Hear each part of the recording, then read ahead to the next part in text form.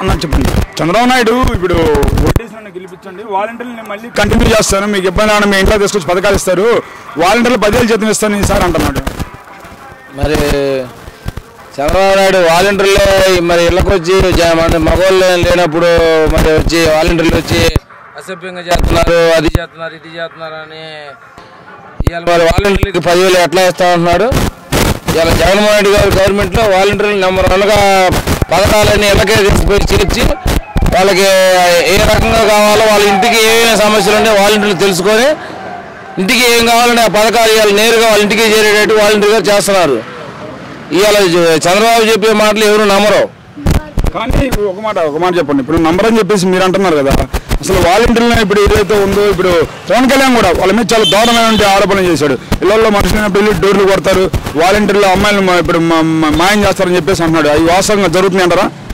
ఏమండి ఒక్కసారి ఇప్పుడు దిశ యాప్ ఉంది మన దగ్గర, ఒక్కసారి కంప్లైంట్లు చూసుకోమని చెప్పాను. వాలంటీర్లు కనుక చేశారని వాడు చెప్పడం 20,000 మంది 30,000 మంది వరకు కాకమ్మ కబుర్లు చెప్పటమే కానీ ఏ రోజైనా లిస్టు తీసి మరి ఈ అమ్మాయి మిస్ అయింది, ఈ అమ్మాయి మిస్ అయింది అని చెప్పి ఏ రోజైనా కానీ తీసుకొచ్చి చూపించారు వాళ్ళు ఏమన్నా?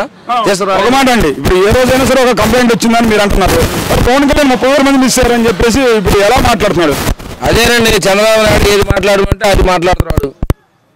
పవన్ కళ్యాణ్ అనే వ్యక్తి డబ్బులు కమ్ముడు పోయిండు, కాపులకు అన్యాయం చేసిండు. ఏంది కనీసం 60 సీట్లు 70 సీట్లు అని చెప్తే కాపులు అతను పవన్ కళ్యాణ్ నమ్మేవాళ్ళు. ఇవాళ 20 సీట్లు 23 సీట్లు తీసుకుని 23 సీట్లు 10 సీట్లు మళ్ళీ టీడీపీ వాళ్ళకి ఇచ్చిన ఆయన సీట్లు కూడా.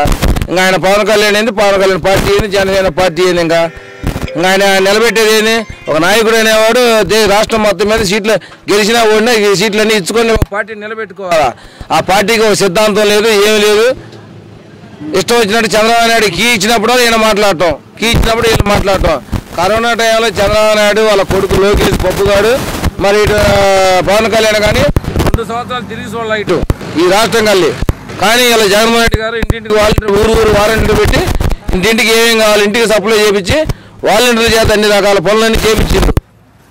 ఇవాళ ఒక చిన్న సమస్య ఉన్నా కూడా ఎంఆర్ ఆఫీస్ కాడికి పోయే పని లేకుండా మా ఊర్లోనే అన్ని పనులు సక్రమంగా నెరవేరుతున్నారు వాలంటీర్లు.